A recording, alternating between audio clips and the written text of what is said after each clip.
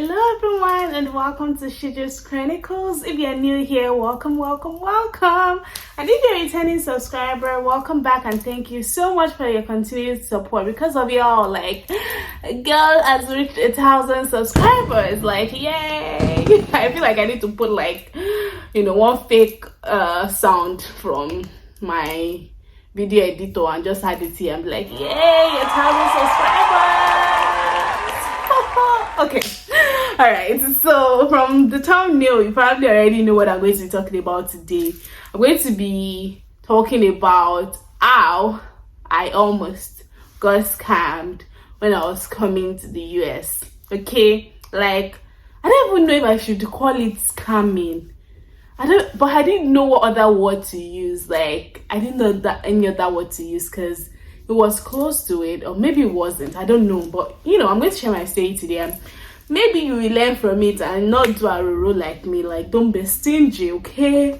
Spend some money if you have it. All right, let's be serious. I wasn't stingy.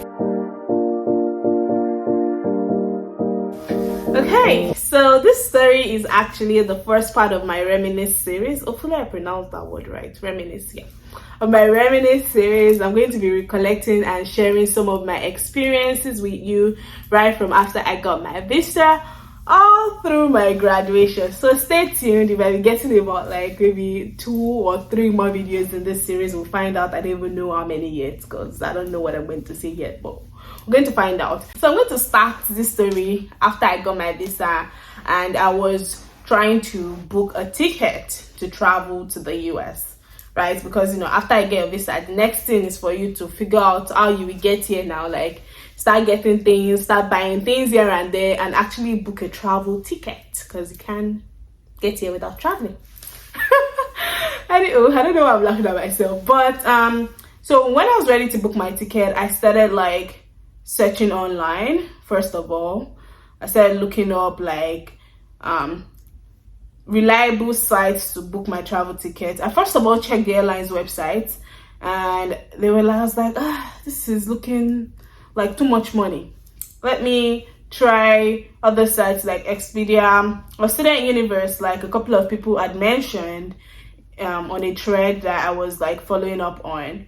But at the same time, some people also had horror stories, right, from booking on maybe Student Universe or something. And then I was like, do I really trust the sites? These are third-party sites. I'd rather book on the airline's website directly, or maybe even use an agent to see which one is cheaper, because I had some friends who had used agents for traveling abroad, maybe just traveling abroad while we're in school for a competition or just leisure related activities, and they were able to and they used an agent. So I was considering those options. And then I spoke to my parents and they were like, well, we know somebody and this is how much the person said that, they'll charge. And for me, when they told me the price, I was like, that's a lot of money. Why don't I actually just scout around, and then when I find a reasonable price that I'm comfortable with, because my mindset was to try and save as much money as possible, because I was still going to change some naira to dollars, and just to try and save as much money as possible so that I could have more dollars at hand, as opposed to just spending way too much money on a flight ticket. And honestly, right now I don't even remember the prices of the flight ticket. All I knew was that the agent that they had was maybe 50,000 naira more expensive than even the airline and various sites I was checking. So I was like, let me just call my friend to kind of figure out, because I was like, yeah, I think, she might know somebody that knows somebody. So let me just dot all my I's and cross all my T's. Let me have all those options right and pick and go with the cheapest option. Oops, that's my water bottle. I go with the cheapest option. So I called my friend and she was like, yeah, there's this guy that, helped these folks when they were traveling and everything. So she just connected me with somebody who now connected me with the guy who used to help them whenever they wanted to travel for a competition outside of the country. So I connected with this guy, and the price he gave me was actually 50,000, not exactly 50,000. I'm approximating it now because I think it was probably between maybe 45,000 or 50,000 cheaper than the airlines price, and even the Expedia prices I was seeing. Plus, I did not really trust Expedia and Student Universe. I was like, I didn't trust them. But it's ironical, I did not trust those sites, and I trusted a travel agent. But I trusted a travel agent because, like, I heard that it had helped a lot of people. So I was like, yeah, it could help me too with getting like a very reasonable price. Truly, it gave me the quotes, and I was like, yeah, this works for me. Like, I was like, I'm on board. So I called my parent, and I'm like, I found somebody cheaper. I always like to look for cheap things, ensure that I get the best price possible in the market. I don't know, that's not a market, but anyway, you get what I mean. So they sent me the money for the travel ticket, and I sent it to this guy. So let's say like within an hour, he had sent me a reservation number, so like a booking reservation number, which I checked online because I always like to confirm every single thing. It's a digital world. I actually don't need to have everything on paper. So he sent it to me, and then I checked online, and I was like, oh, here's my name, the information is there, I'm good to go. And then for some reason, like 3 days after, I was like, let me check again. Now, when you're traveling, you kind of have this anxiety, and maybe you always continue checking, even this, I don't even know if it's like happiness or anxiety that, look at this, so let me check. So that's how I decided to check online again. He booked Delta for me, and for me, I was like, wow, getting this price, because I honestly can't really remember the prices. Probably got it at like $290 for me on a Delta airline. I was like, wow, like this agent is true to his word, like got me such a great deal on Delta Airlines for that matter. So I checked again, and to my surprise, it was telling me like error, or this maybe there's no reservation or something. I was like, there's a mistake somewhere. The devil is a liar. I checked again. The second time, I typed the word one after the other, caps lock, everything. Still no reservation found. So I said to try on my laptop, no reservation found again. So I called this guy. I'm like, hey, this happened. Like, I tried putting in my number. What happened? And everything. I thought I was good to go. And then I was like, oh, I'll get back to you. Let me check on my end or whatever. I can't remember the exact thing he said. So he called me later and then gave me a new reservation number. Some people call it like record locator number, reservation number, booking number. So this record locator usually consists of like 6 letters or numbers, I guess, but it's usually like 6. So I put it in, and truly, my information came up with like the flight details and things like that. So I was like, oh, okay, awesome, I'm good to go, right? But because of what had happened to me before, I was like, okay, you know what, I'm going to check this thing the next day. So I checked maybe like the next day, probably be every 24 hours, and it was like confirmed. And then something was like, keep checking, girl, keep checking. That's how I checked again. Like the next, so like this was already after 24 hours, like probably 2 days after, so not 3 days after now. And then no reservation found, just like the first time. So I was like, something fishy going on. Okay, I don't know where that song came from, but I was like, something fishy is going on. Like, why is it that at first I find my, at first, like, this record locator pulls up my information, and then again, like, it says no reservation. So that's how your girl decided to go online to figure out what is happening. Like, so after I did my search, I'm like, flight, I can't remember what I typed. I typed something about maybe flight not found or ticket not found or something after reserving. That's how I discovered that there's actually a difference between a record locator or like a reservation number. I think some people call it booking number, reservation, record locator, and an actual ticket number. Okay, so you can actually reserve and put a hold on like a flight for probably like 24 hours. However, if you don't pay, you would not be ticketed. So I kind of put 2 and 2 together and probably realized that, okay, this man did not actually pay for my flight. He just kind of reserved it. Probably put a hold on it for maybe like 24 hours and maybe would pay or afterwards or whatever. Because, agents and things like that. I guess that's what they do, maybe to find the best price possible or to adjust some things. I don't really know how that works with them. But this man actually never paid for my flight.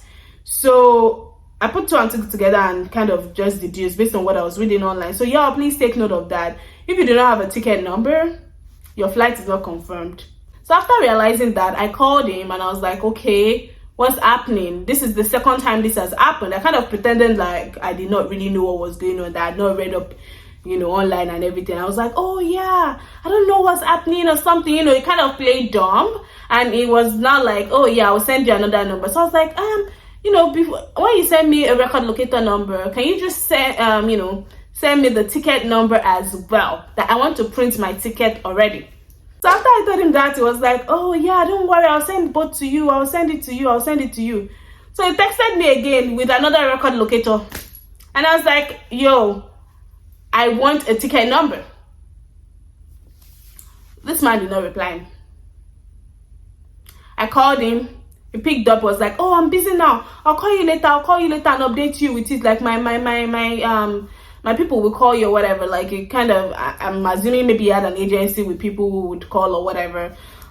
So I was like, like it's not me that you will come and scam or whatever. And the issue was like, I didn't know if it was like maybe he used the money for something else, right? And then it was like, okay, maybe after 24 hours or whatever, I'm going to return this girl's money and actually pay for it, and she will not recognize that I actually did not book the flight. And then maybe he used the money and then he could not get it back. That's my theory, because I was like, this man, my friends kind of vouched for him, and he's here playing cat and mouse with me, like, back and forth, acting all weird and everything. But then again, people change, so you can't really trust anybody, to be honest.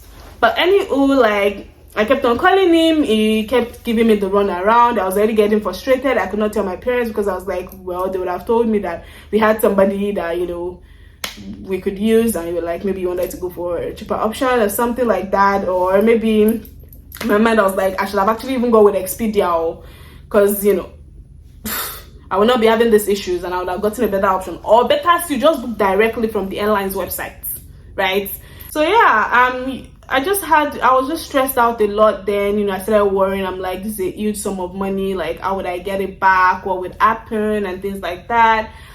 And after like almost 1 week and a half, and it was still like the same situation, I had an idea, and I called my friend. Yeah, you've seen her on this channel before, Yinka. So I called her, and I was like, babes, this is what is happening. There's this situation on ground, and I think this guy is taking me for a fool. He doesn't know who he's dealing with, because this girl ain't dumb. I'm not dumb. But I was like, you gotta help me. This is like what I think. Can you act like my mom? Because I didn't want to tell my mom yet. So I was like, I need to try and figure some things out myself before even telling them that this has happened though. So she was like, yeah, sure, like give me his number and everything. So but when I called her at night, so the next day in the morning, very early in the morning, she picked up the phone and called this dude. This person that had not been picking my call, or if I call with another number, he hears my voice, it would phone busy. Picked up that call, and that's how my sister went straight to the point, and she was like, blah blah blah.